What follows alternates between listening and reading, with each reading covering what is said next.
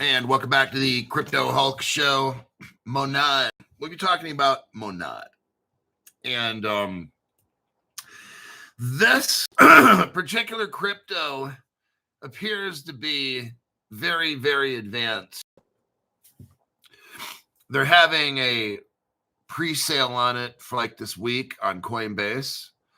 And then I'm not too familiar with how Coinbase has this all set up. I'll be looking into it. It's definitely something that we're going to go over today.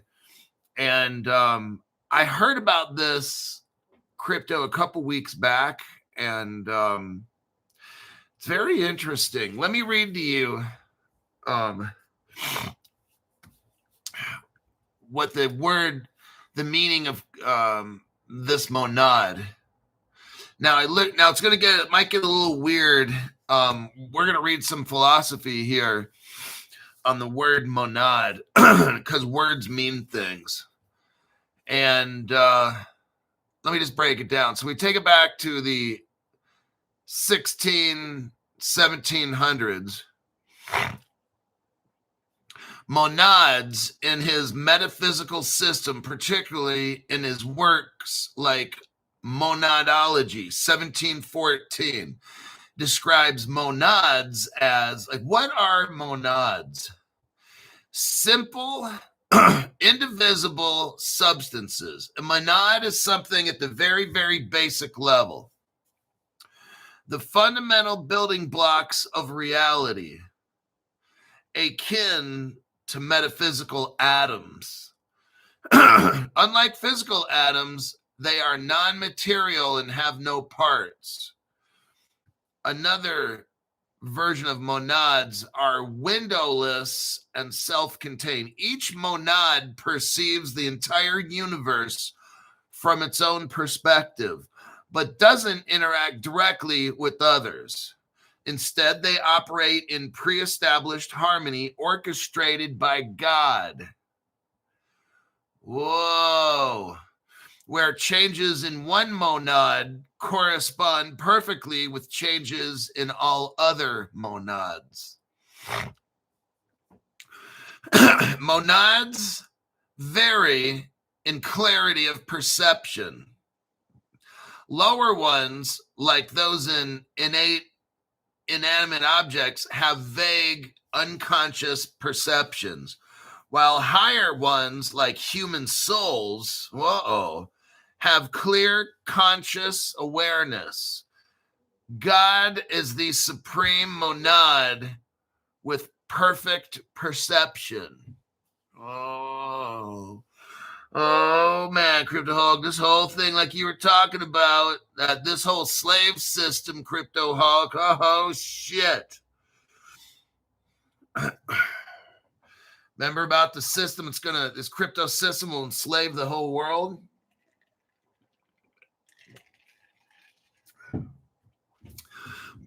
It's going to start off all good.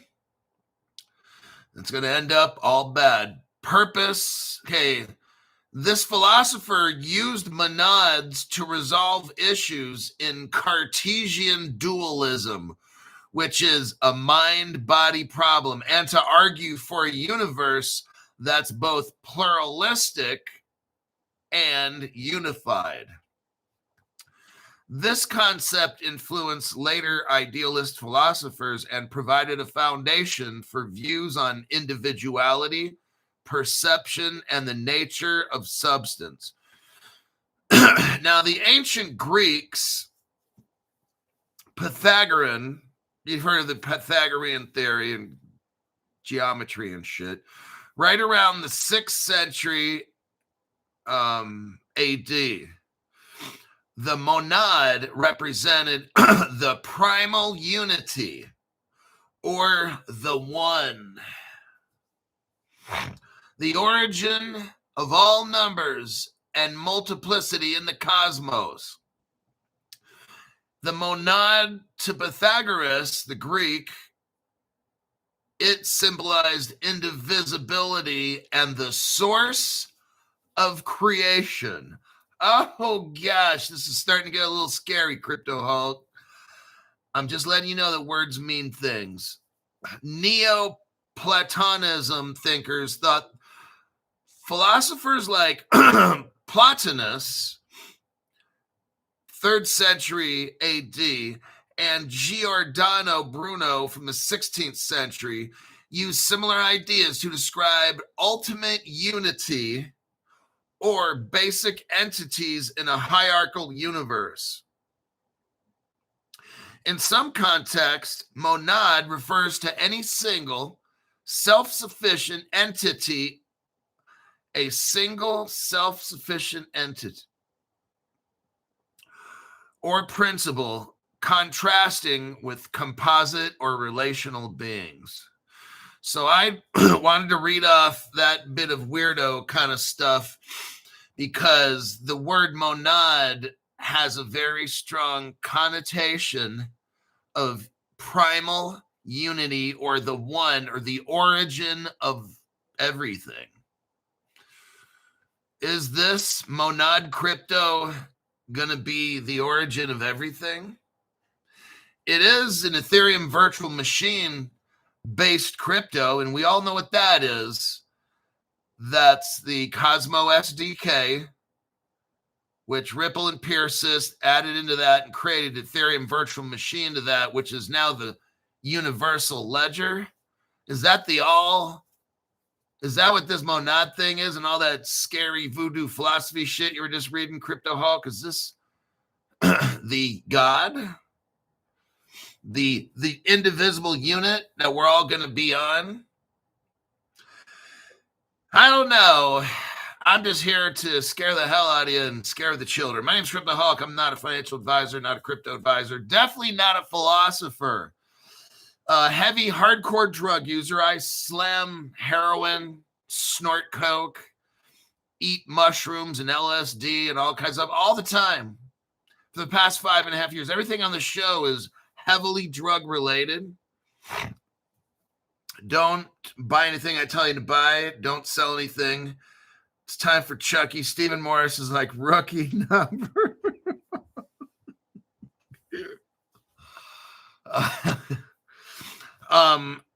Yeah, just don't do anything on the show. Hulk's not picky. Yeah, whatever kind of drugs you got them, I'll do them. I don't even care.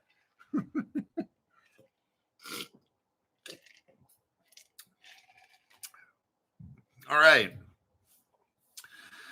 Monad. I do 10 times.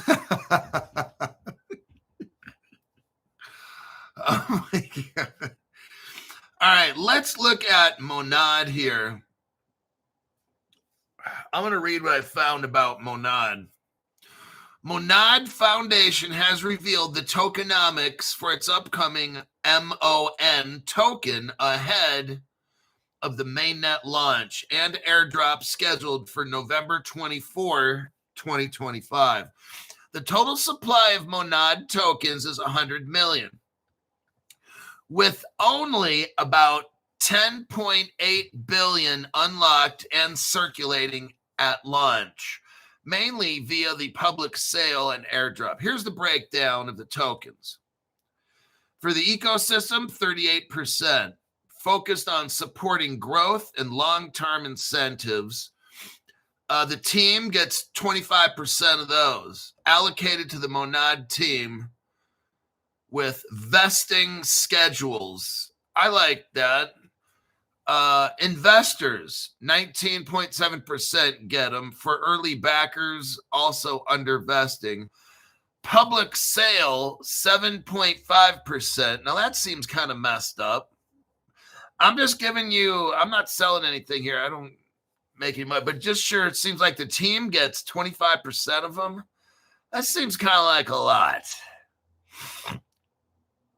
And the public, we only get 7.5. There's like hundreds of millions and billions of people around the planet, and we're only getting 7.5% of this shit. That doesn't seem right to me. The Treasury keeps 4%. Airdrops keep 3.3%. I mean, shit, dude, the people that make this shit get 25% of them? That sure don't seem right. A handful of people getting 25% of these cryptos? Sheesh. Shit. You know how much they're going to be? Okay, let's keep going. The structure emphasizes locked tokens. No, that's good. In the early phases to promote sustained involvement with vesting on the ecosystem and team portions to align incentives. Monad itself is positioned as a high-performance Ethereum virtual machine compatible layer 1 that handles parallel transactions while maintaining decentralization and security. Okay. Introduction to the Monad token. Monad is a high-performance layer 1 designed to address scalability issues in the Ethereum ecosystem while maintaining full compatibility with the Ethereum virtual machine. It positions itself as a performant Ethereum virtual machine blockchain, handling 10,000 transactions per second. Oh my God. Achieving sub-second finality in about 0.8 to 1 second and supporting low fees, all without compromising decentralization or security. The project developed by Monad Labs, aims to enable instant frictionless applications by optimizing the underlying architecture from scratch.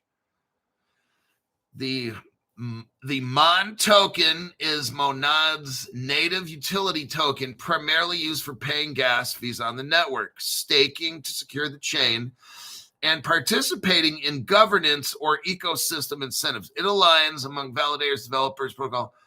As of November 16th, Monad is in its pre-launch. No spot trading yet. But perpetual futures are live on VDEX, BitTrue, and potentially others, allowing users to long or short with leverage.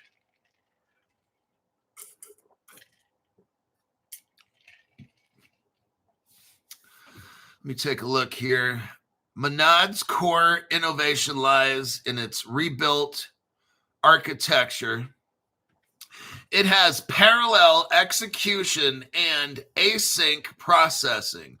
Unlike sequential execution in standard Ethereum virtual machine chains, Monad processes transactions in parallel. Now, this is different, boosting throughput to 10,000 transactions per second and 500 million gas per second.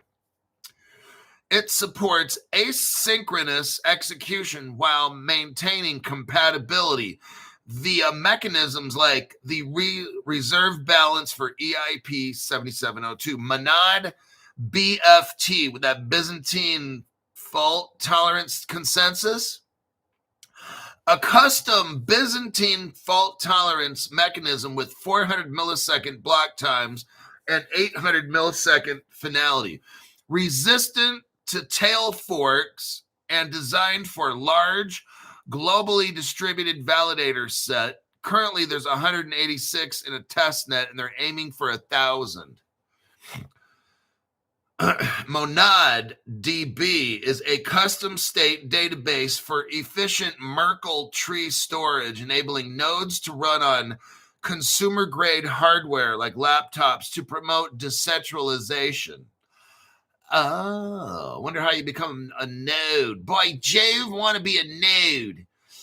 EVM compatibility. Byte code level compatibility ensures seamless portability of Solidity contracts in wallets like MetaMask and tools. Open source code base built in C++ and Rust. Here we go again with that Rust. That's coming up again. With high-frequency trading style optimizations, testnet has demonstrated 5,000 to 10,000 transactions a second with global validators, and public audits emphasize no unsubstantiated claims. Monad's focus is on enabling normie user acquisition through efficient, low-cost apps with programs like Momentum for Growth Incentives. The competitors. Solana is a competitor. Monad offers similar transactions per second, but prioritizes Ethereum virtual machine compatibility over Solana's custom VM virtual machine, potentially attracting Ethereum developers. However, Solana has a more established ecosystem. How does it compete with Ethereum layer 2s? Monad claims superior performance as layer 1 without roll-up trade-offs, but layer 2s benefit from Ethereum security. Now, how does other virtual machine layer 1s like SEI, SEI, and Phantom, FANTOM? Monad differentiates from its from-scratch optimizations and decentralizations focus, aiming for 10 times plus transaction per second over most. So it's very fast. It's interoperable because of the EVM. Tokenomics, they got 100 million. Now, this is what I like about this, how they're rolling this thing out with a structure emphasizing long-term incentives and locked allocations to prevent early dumps. That's a good thing because early dumps screw it up.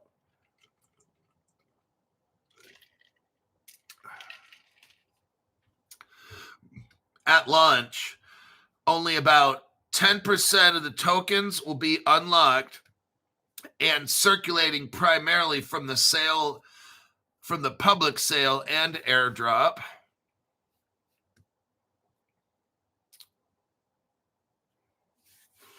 So their ecosystem, they're going to dump 38% vested for long-term incentives, growth support, and community programs. 27% of these tokens are vested over time. They're going to the team, and they're invested over time to align with project success. Investors get about 20% of these tokens. They're for early backers and vesting schedules.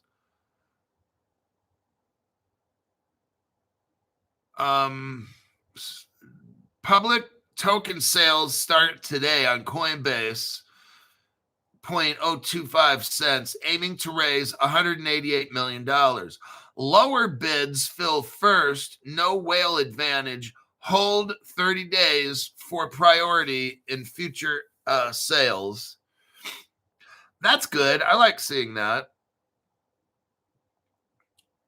Now, on November 24th, 2025, distributed to over 230,000 early supporters and community members from 730,000 Discord users. Well, this thing's going to be massive.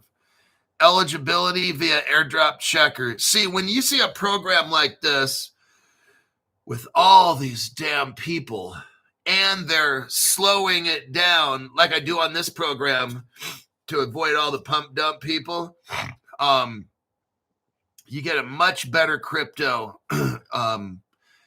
This is a good thing because what you want with these cryptos is spread them out. So, not just one person's holding them all. You spread them all out. I like what I'm seeing here with this. It's kind of freaking me out with the name. I'll tell you. Vesting applies to ecosystem team and investor portions to promote sustained involvement. Over 50% of the tokens are reserved for the ecosystem and community in the long term. However, the high team/investor allocations have drawn criticism. That's what I'm saying, for being venture capital heavy and less community focused. That's right. We go back in here and for people like us, let me look at the beginning here. The public sale, 7.5%, but the team gets almost 4 times what we get. That don't make sense. It should be the other way around. The team gets 7% and the public gets. That's what I don't like. I don't like that about this program here. They may have great numbers and they're planning on slowly rolling shit out, but how the fuck are you only going to give the public 7% and the team takes up almost 1/3 of these tokens. Look at this right here. Well, you can't see. The team gets 27. That's almost 30%. 1 out of 3 tokens goes to the team. Come on, man. That's like a Joe Biden saying, come on, man. I'm not digging that. That's fucked up. That's not cool. Like, I don't like that at all. How the fuck is your team? And you know there's not a lot of these little motherfuckers. There's probably 12 people on a team, right? 12 to 20 at the most. And these fuckers are going to get like $2 billion a pop, each person. That's like, ain't going to work. My bullshit meter's going off right now. Whoop, whoop. Just letting you know. Former head of quant research at Jump Trading. The guy, who are the people that founded this program? Keon Han. His last name is H-O-N. He, former head of quant research at Jump Trading. James Hunsaker. He's also an ex-Jump Trading engineer. And then Eunice Giarda. That's not even Italian. Shut up. Paradigm is an investor. So first off, before everybody gets off the hype train, here, the founders, I'm not in that world that they're in at Jump Trading, but I'm not impressed with the founders. I was impressed reading a little bit of the crypto itself, but look, I'm just giving you my opinion from the information I have. Now, maybe my AI and search hasn't come up with the full list of founders, but I'm not impressed. Yeah, I'm not. So the investors in this, Paradigm gave them $225 million. Now, this project, this is what's impressive. This project right now at pre-launch is worth $3 billion. Oh, my God. I see that Electric Capital is in on this one. I think it was also in on the last crypto we went in, the XAN crypto. I think Electric Capital was right there. Dragonfly Capital, Coinbase Ventures, and over 100 ecosystem projects have raised $103 million collectively for this. What's impressive is it's worth $3 billion, this particular platform. That's interesting. I'm not sold necessarily on this crypto right now. They're having the test net is ongoing. They're having a mainnet launch on November 24th. Public sale starts today. They're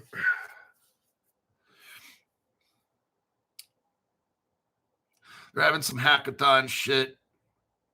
Okay, what is impressive is this has a huge community. What sucks is that the developers are getting almost 1/3 of the crypto. That doesn't even seem right. This project has 730,000 fans on their Discord. Strong engagement on X.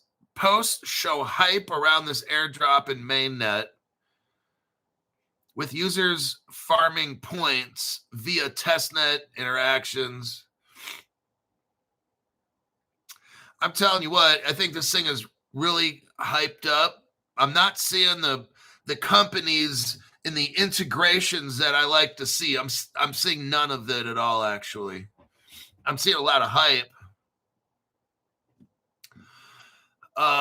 Risks and criticism. High team and venture care shares could lead to dumps post-vesting, diluting retail holders. Critics argue it's not truly community-driven. That's what I can see right here. I don't even know anything about this coin, and I am already like not liking it at all.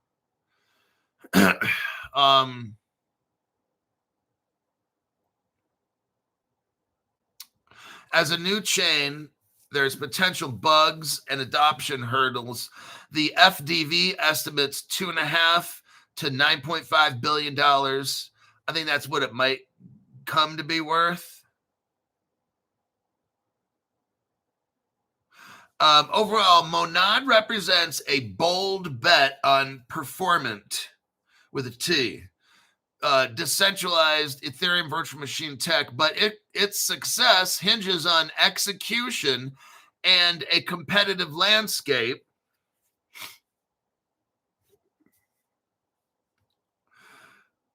Okay.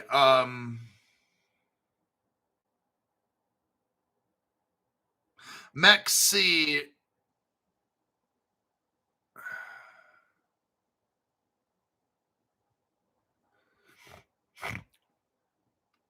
MEXC is running a small launchpad event where you can subscribe to buy a limited number of MON tokens at a discounted price, ongoing since November 13th. So I guess you can go to MEXC and buy Monad. They only have 100,000 of them, so they might be gone. I'm not sure at MEXC.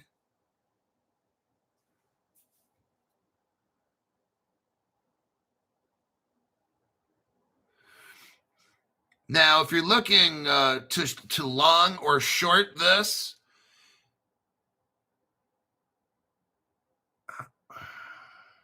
Binance futures, you can go to Binance and buy futures on this Hyperliquid Kraken futures. I have Kraken. That's where I have some crypto there. Mon futures trading platform for exposure. Helix. So yeah, Kraken. You can buy the not the actual token, but you can bet. I'm not telling you how to bet. I'm not gonna. Me personally, right now, I'm not getting a stiffy for Monad.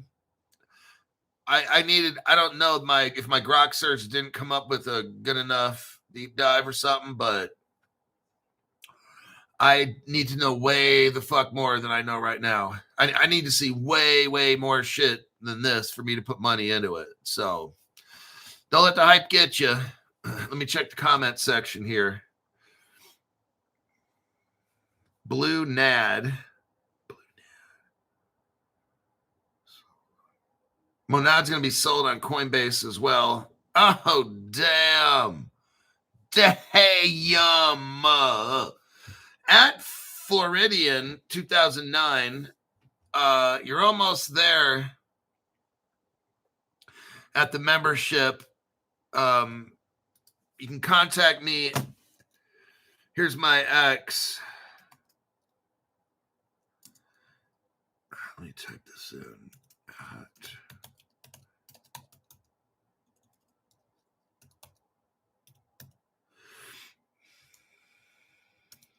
So when you hit that 500, go to at CryptoHulk19 with the C capitalized and the H capitalized.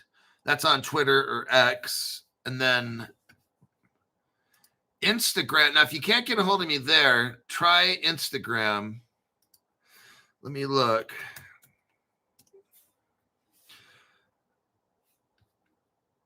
Instagram. So my profile will be The Crypto Hulk. It's one word, The Crypto Hulk on Instagram. And underneath it, it says crypto and then Hulk. I've got 38. Okay, I got 8,668 followers on the Instagram. The Crypto Hulk. So find the one that has 8668 followers. And it shows that I'm following 87 people. I just use Instagram and all these other channels to feed business to YouTube. So I don't really, on Instagram, I really just post. I don't try to follow people and shit. I don't care. I'm just using Instagram and Twitter to advertise this channel. So we'll get you hooked up and get you going on the Crypto Hulk $500 club. Larry Brotherton. Thanks, Larry. Appreciate that. Tax-free donation. Yeah, Stephen Moore says there's always a dump after an airdrop. Youth Sports Network. Thank you very much. I think I see Mon on Phantom, or is it fake? It's fake. It's fake. The only place you're going to find that crypto for sale is on MEXC, according to Grok, and then but it's on the Coinbase. But Grok is saying that there's a limited amount on MEXC. Some of these other ones like Binance and I think Kraken, they're more like futures or derivatives or something. So you're betting against it. You're not actually buying the coin.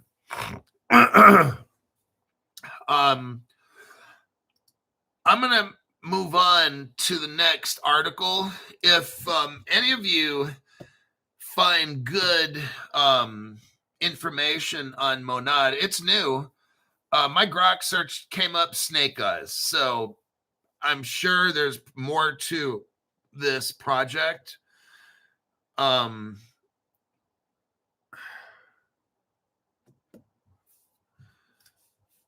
Okay, well, we aren't going to be, I don't know why people are putting out contact addresses. You don't do that shit when it's on like a Coinbase and all that. Just leave that there. I don't need any contract numbers getting put out because some dumb shit's going to put the wrong one. Then people get wrecked. So the only person putting out contract addresses is like myself.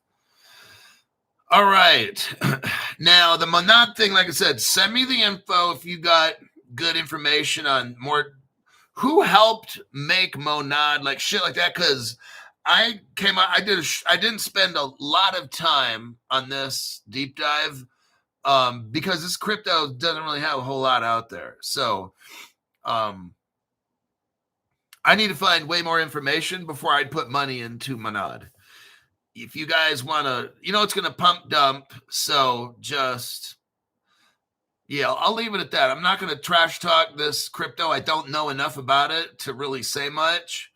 So, yeah, I'm waiting to see. Like, I needed to see way more connections, bigger names involved. I know it's only like 2 cents, and I can't expect much, but I need more information. Like, I don't know. This crypto has 1/10 what I need to say double thumbs up. So I need to find 10 times more information than I did right now. So there you have it. Let me click out of that. Now here's an article on Monad. Let's go ahead and read this. This is on CoinDesk. Let me do a copy. This is what kind of got me to look into Monad. Although I did hear about it a couple weeks back.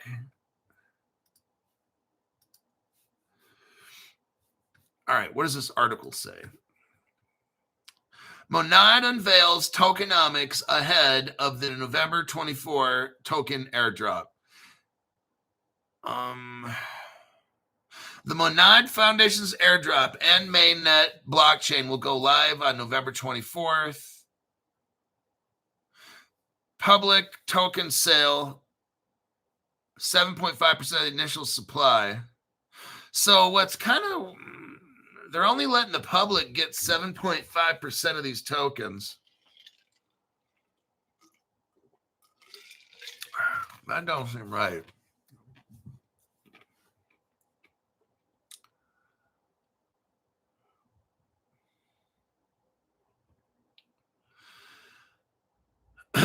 Layer 1 Monad detailed the initial distribution of his token.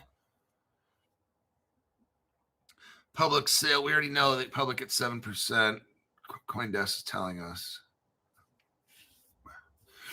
The sale is intended to distribute MON, M-O-N, more broadly ahead of the network's activation, with the foundation emphasizing that the structure of its tokenomics is designed to encourage long-term participation.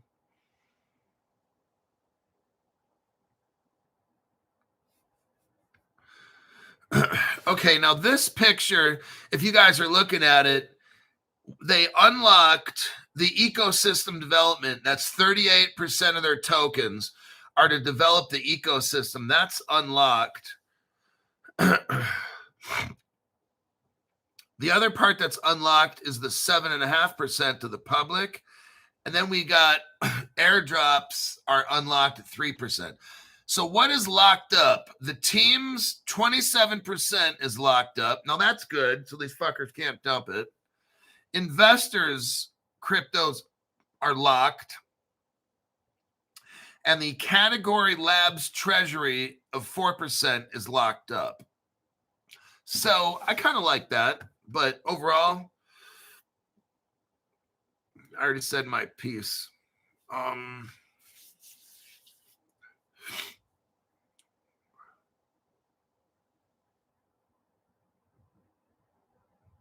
The majority of tokens will remain locked in the early months with ecosystem and team allocations subject to vesting.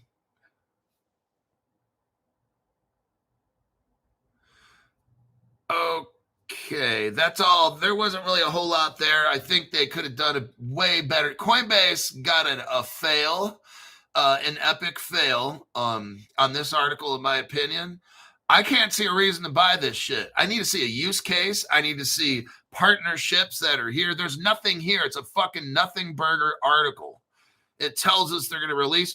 If I was somebody who didn't know anything about this crypto, or if I was an investor, this article tells me shit. Like, and also the little research I did with Grok, it doesn't tell me shit about this crypto. Like, I need to know, like, who's involved, what purposes will it be serving, like what companies are already planning on or have partnerships, or what corporations have partnership and collaborated with this program, who are the backers, the tech. There's nothing here. Like when we went over the XAN crypto, fuck man, there was like 3 or 4 major companies, Tendermint and all these things, Helix and Namada and all that shit working with them. This company, I'm not seeing any. So I'm just like, I'm not buying this shit right now, at least, until I see way more than this. I'm not saying I'll never buy it. I'm just saying, as of right now, I am not touching this thing. So,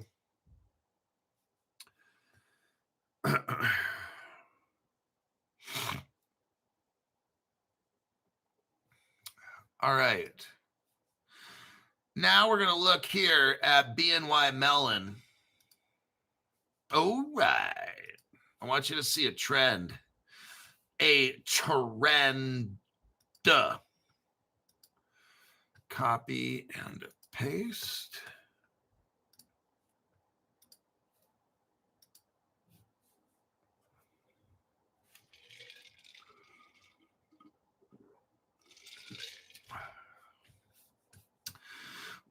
BNY Mellon taps. Okay, so this, here's what we got going. In the very beginning, I'll tell you what, BNY Mellon has been there from day one with Ripple. I used to have an article that I would refer to. Ripple took it off their website. It was from like 2016. BNY Mellon partners with Ripple. And one day I'll be able to locate that in my past history somehow. But BNY Mellon's been there from day one. But all these companies get in. They all put down crypto, calling it all kinds of bad shit while they're actively. And BlackRock's the biggest offender, and Jamie Dimon. See, here's what's the fake thing. How do you see? Here's how you know all this stuff's fake, you guys. Because I'm calling the bullshit right now. How do you run a BlackRock, a Goldman Sachs? How do you run that? Is by looking at future trends. As a Jamie Dimon for Goldman Sachs, Larry Fink of BlackRock, How do you get in a position where you're running the biggest investment companies in the world? You have to see the trend before everybody else, right? Okay. How is it possible that you and me, who are dumb shits, we're not running a financial company? You got the plumbers out there, electricians, housewives, people that work in the bank, whatever. We're just average people. How are we able to see all this trend before JP Morgan and Larry Fink? Is that possible? No, it's not. That means they're lying. There's no fucking way the average person that watches my show is gonna know all about this crypto shit for years. And then just finally right now, over the past few months now, Jamie Dimon from Goldman Sachs says, yeah, crypto's real and we're going to use it. And we're coming out with a coin, a JP Morgan coin, and all these things. Goldman Sachs says that. JP Morgan says, and then BlackRock, like, there's no way these people did. Larry Fink is not in the position he's in to not understand crypto 5-7 years ago and all that. Now all of a sudden he does. Fuck, dude, I knew about crypto. I'll tell you what, it took me 1.5 months when I learned about crypto to when I started this program. Okay, it was that quick. And I'm like a fucking nobody, okay? I'm not running BlackRock with $10 trillion. How the fuck do I know this shit in a month and a half? And it takes BlackRock, Larry, like 7 years. That's a total fucking lie. All these people, okay? Here you got BNY Mellon. They bring over a Rockefeller, okay? Brian Riley, a longtime recruiter and Western division manager at Rockefeller Global Family Office, is joining BNY Mellon to lead its in-house advisor business.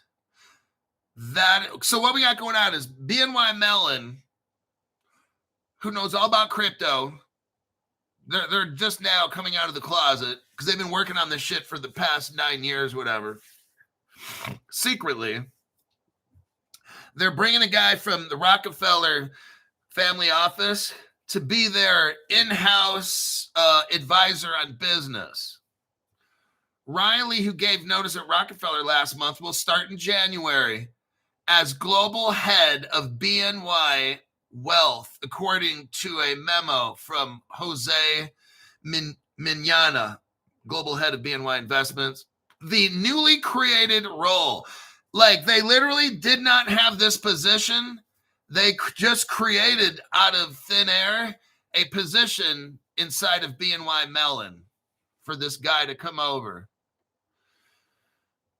The newly created role includes BNY's in-house advisor force. Whoa. So all these crypto advisors, this is what's going on here. They're getting all ready, everybody. I don't care if the prices are low right now. I want you to see what is the biggest custodian of cryptocurrency in the world doing. They're getting ready for their crypto advisors to get all set up to sell all of us crypto. This is what's going on. If you're at a point right now where you don't have the crypto you need, you should seriously consider taking a loan. While all this crypto is so fucking cheap right now. Look, if you're paying $150 a month because you're on a budget and you're trying to get your crypto, just get a fucking loan and still keep paying that $150, okay? I'm just letting you know. This is how you're going to get all your shit that you need, because I'll tell you, in a few months, I don't know when crypto's going to double, because it already got cut in half pretty much over the past 3-4 months with all this government shutdown and all the people getting spooked and shit and all the weird shit happening where these companies are buying crypto and it's not showing up. And so look, if stay within your budget, $150 a month, take out whatever fucking loan you need, pay it at $150 a month, because you need to get this shit before it goes. My My crypto that I have at Caleb Brown is down almost like 50%. Okay. I'm not concerned. I know it's going back up. That's why I'm buying cryptos right now. I mean, I'm looking at my HBAR. It's got to be down 30, 40, like 40%. I'm looking at the amount that it's worth. I'm like, huh? But it's like, right now's the time. If you need to get a loan, now's the time, because you're gonna buy your crypto for 40 to 50% off. It's like if you take out a $3,000 loan right now, in a few months from now, that's gonna be worth $6,000. And I'll tell you what you could do. Once you're worth $6,000, sell it off the $3,000, pay off the loan. Now you got $3,000 in crypto for free. Think about it. Okay, at Caleb Brown, let's say I had $1 worth of crypto. I'm trying to do the math easy for you. Right now, it's my shit at Caleb Brown is worth $1, 60 cents, 60%, 60 cents. So it's down 40, maybe even 45%. I'm like, what? Now, what does that mean? When things go back to normal, it'll go back. It'll almost like double. So then I'll have $2. So let's say this. You take out whatever loan you think you can afford to pay on every month, so it's not going to mess your finances up. But let's say you take out a $3,000 loan, like I said. In 6 months, by springtime or whatever, the cryptos go back up to where they should be. That $3,000 is now worth $5,500. What if you sold off the $3,000, pay back the loan? Now you got $2,500 worth of crypto for free. Just letting you know. Do whatever you got to do. That's what I would do personally, but I don't want you to listen to anything I say. And then with Bitcoin, like, don't let them fool you. Like, this Bitcoin, I don't own any. But it's like, if you think that this shit ain't going to $200,000 or something, whatever it is, like, I'm not against Bitcoin or people that have it. I'm not. I don't care. I got my cryptos that I believe in. The Bitcoin people have their cryptos that the government created. I mean, the government created all this shit anyway. So, I mean, I wasn't lucky enough to get into Bitcoin when it was 10 cents. I didn't know, like, but now I know, and I'm showing you guys. But here we are. We got this BNY Mellon. They're getting ready. They have their in-house advisor force. They're ready, and they manage right now $350 billion. But not its investment management segment or its Pershing custody division, which holds $3 trillion. Oh, my God. This Brian, what's his name? Let me look.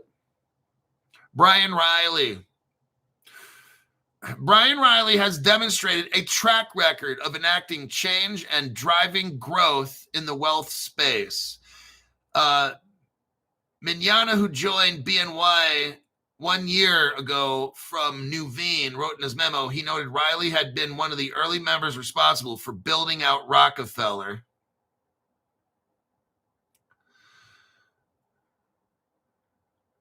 Riley will continue to be based in San Francisco, establishes bona fide as a recruiter manager while at Merrill Lynch's private wealth. He spent over 18 years.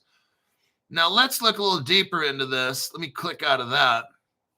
At BNY Mellon, they have custody for cryptocurrency. I want to show you this.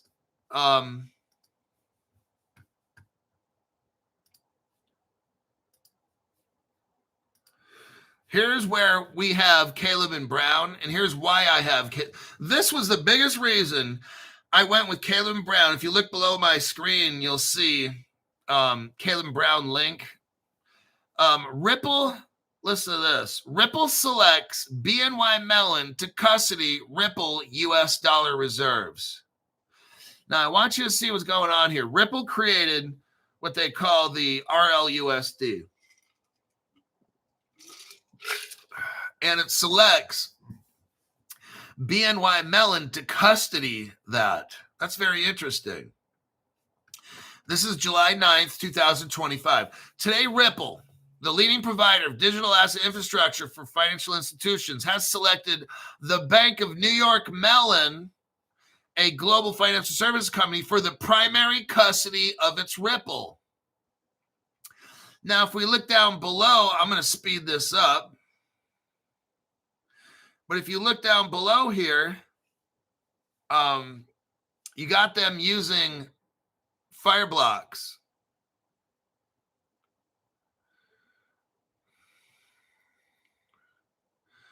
Let's see what paragraph that's in.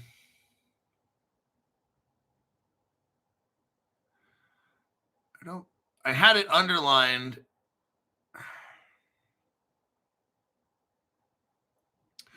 Ripple USD. Okay, it's in this part right here. Let's click to the next article. I have it in this other article. So now we know that Ripple uses BNY Mellon for custody. And here's where it shows Fireblocks.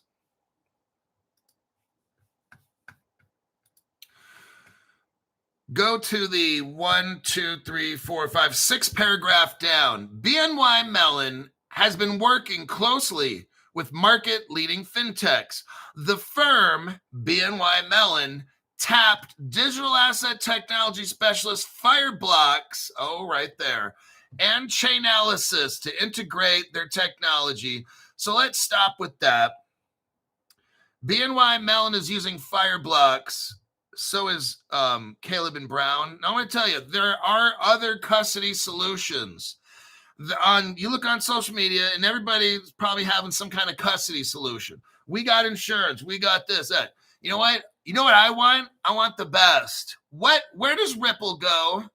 Where does Ripple go to custody BNY Mellon? Where does BNY Mellon go? Fireblocks. This is the top of the top. America's oldest bank, BNY Mellon. Ripple trusts them. Both of them are under Fireblocks. That's where I want to be. I want to be where the best of the best is. Fireblocks, not these other custody solutions.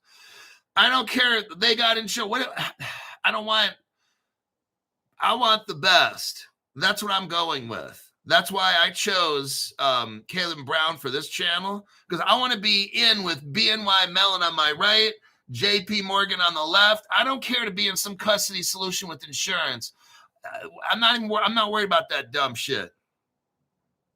That's like getting a Hyundai and they claim they have a 100,000-mile warranty because those cars don't last. You need to have a 100,000 warranty because that car won't even see 100,000. All right. Oh, geez. Let me click out of there, and got JP Morgan. Let me check the comments real quick. We got 7 minutes.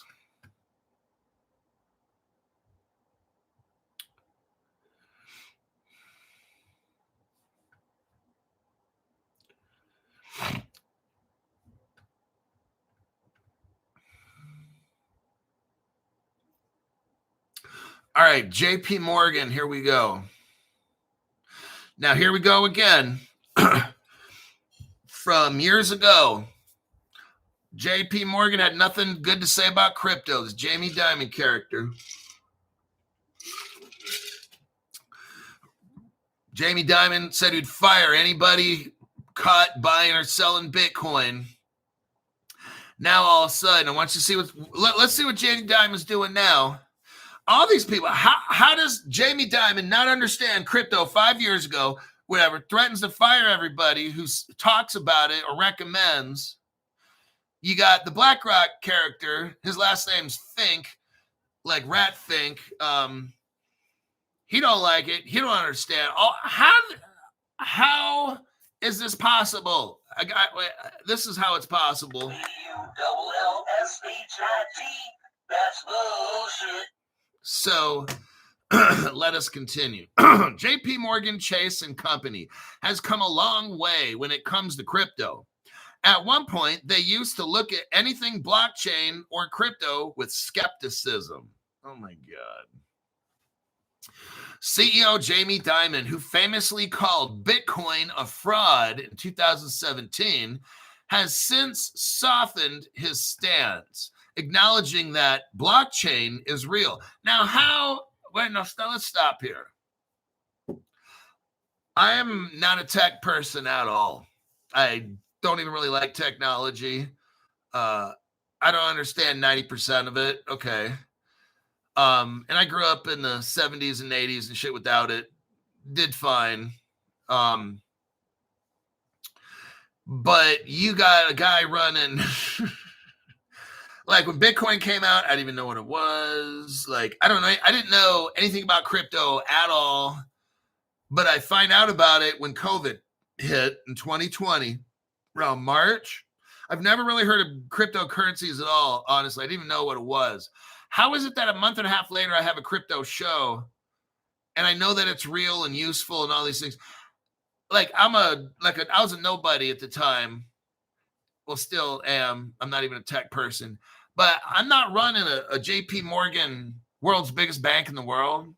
How does this motherfucker not understand what that shit was in 2020? I did. I didn't know anything at all. I knew exactly what crypto is, what it does, who's involved. How is he saying Bitcoin's a fraud 3 years before I got into crypto? He was saying Bitcoin's a fraud 2017. I know damn well in 2020, he was still saying the same thing. And I got into crypto. This guy's supposed to be like running the biggest bank in the world and he don't even know. That's a load of shit right there. Analysts view the move as a full circle moment for Wall Street's largest bank, signaling crypto's acceptance in mainstream finance. But the bank has now made another milestone that reinforces the bank's role.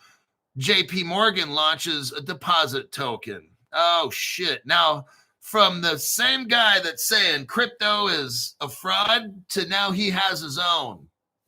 Wow.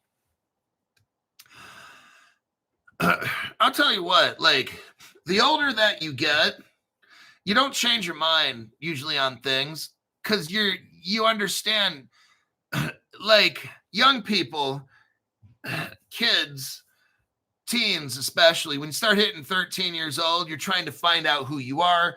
You start playing a lot of sports so you can be a jock, or you get hooked up with certain friends to be popular, or just like The Breakfast Club, actually, that fucking movie, you got to see it. Or you end up the gothic kind of weird kids who are all into devil worship and shit. Like, well, you find your own little group. Sure, I was in one of those church groups and stuff. I was always a good kid until I got out of high school. Then that's a whole nother story. We'll keep that chapter closed. But I was always in that church group, and then I stopped going when I was like 19. I'm like, I'm not going to church anymore. And just because all the church frauds and the sickos and the perverts and shit. But it doesn't mean I lost my faith. It's just I lost my faith in people. The token here, this Jamie Dimon guy is supposed to know all this stuff. He's an investment guru and all that. You're telling me and my little existence, I know about crypto and not him? These people. So now all of a sudden, JP Morgan has an awakening, and they're hooked up with Coinbase blockchain. Because remember, you got Coinbase on the right side, you got the BlackRock. So that's the world's biggest investment company, right? And on the other side of Coinbase is JP Morgan right there. Look at how think of what we got going on with that. Coinbase has a bank on one side of it as its partner, and on the other side, the world's biggest trading. Look at that. That's pretty amazing right there. The token, the JP Morgan coin, represents dollar deposits at the world's largest bank, enables instant money transfers on Coinbase blockchain, operating 24/7 instead of traditional banking hours. This is how they're pulling it off. If you look, you got JP Morgan tied up with Coinbase, and they're going to have some kind of an agreement. They probably already do. I don't keep track of these things. And then you got the BlackRock mixed up with the trading. Eventually, I think it's all being set up to where when we get regulations and definitions, there's going to be some kind of legal agreement between JP Morgan, Coinbase, and BlackRock. They'll have some kind of thing where they can all kind of control the whole entire world. That's what I'm seeing getting set up with this right here. JP Morgan's blockchain division. The launch follows successful trials involving MasterCard, Coinbase, and B2C2. And you got Gemini that just came out with their card. I'm seeing that advertised. That XRP card they got, it's advertised all over the world. It's looking like now. The bank plans to extend access to clients and introduce multi-currency support, including a euro-backed version under the trademark JPME. JP Morgan is steadily expanding its blockchain use case. By the end of this year, here we go, JP Morgan is planning to allow institutional clients, not us, of course, not us, to use Bitcoin and Ethereum as collateral for loans. I want you to see this here. I don't care what the crypto prices are showing now. It's cheap. That means get a fucking loan and get this stuff. And then when it goes up, sell off that portion and pay the loan off. And now you got your crypto for free. Okay. But now they're going to start having Bitcoin and Ethereum for loans. Oh my God. So I want to get a loan. Let's say I got $500,000 in Bitcoin or something, or 100,000. I can take that, let the bank hold it, and then they can give me a loan. Pretty amazing.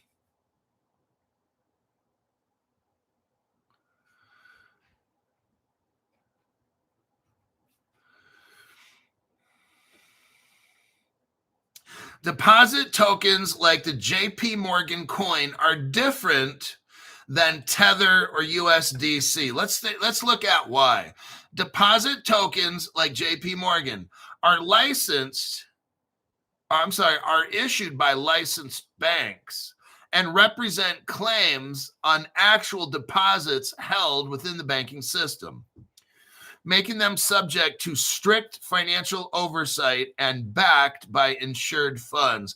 They are essentially bank money on blockchain, enabling real-time settlement between institutions while retaining the safety of traditional deposits.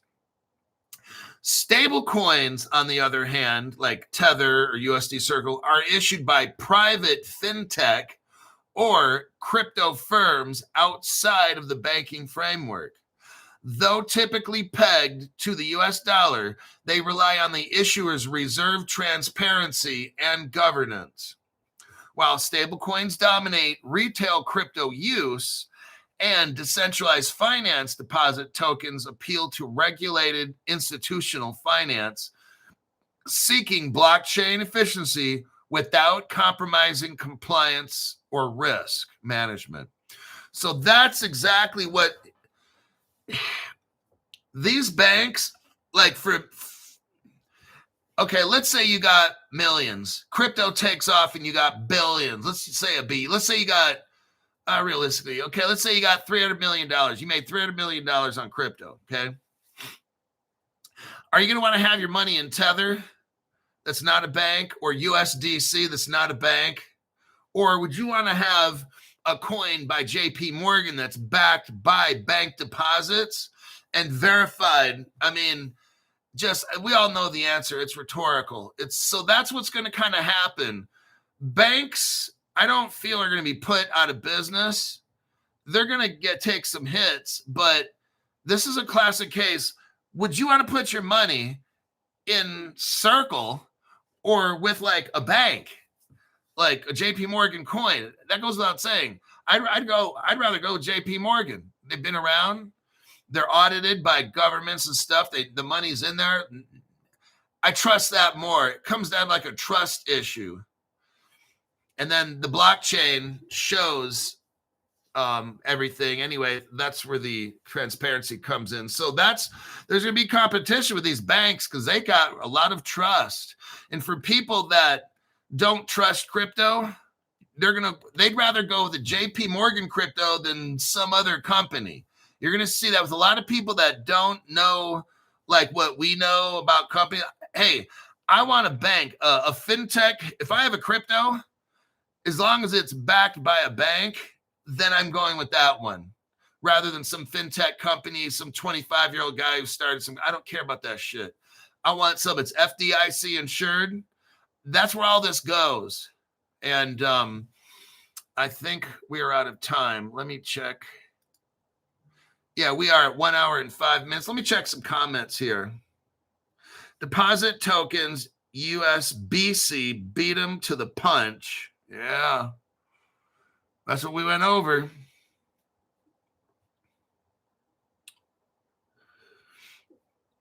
Let me see here. Gotta remember Ford. Okay, I think that'll be it. Okay, that'll be it for this particular program. Later, I'm going to do a cold plunge. I got to get on that. I'm going to be trying to do that as much as I can once a day to get up to where I need to be. If you're interested in that, we'll talk cold plunges, although it'll be a very short program. I can't cold plunge for too long. I got to build up again. It's going to take me 2-3 months to probably get down into the 30s, 30 degrees, but I'm going to get there.